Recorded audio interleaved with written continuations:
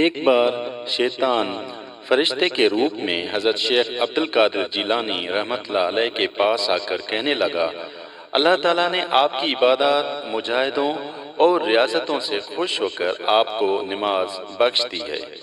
پیران پیر اس کی اس بات پر خوش ہونے ہی لگے تھے کہ فوراً خیال آیا کہ یہ کیوں کر ممکن ہے، لہذا فوراً لا حول ولا قوت الا باللہ پڑھ کر شیطان سے کہا کہ مردود دور ہو جا، نماز تو آپ صلی اللہ علیہ وسلم کو بھی معاف نہیں ہوئی تو پھر مجھے کیسے ہو سکتی ہے؟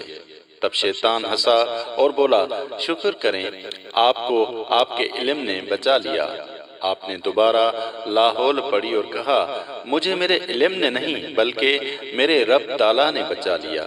یوں شیطان ایک کے بعد دوسرا وار کرنے سے باز نہیں آتا۔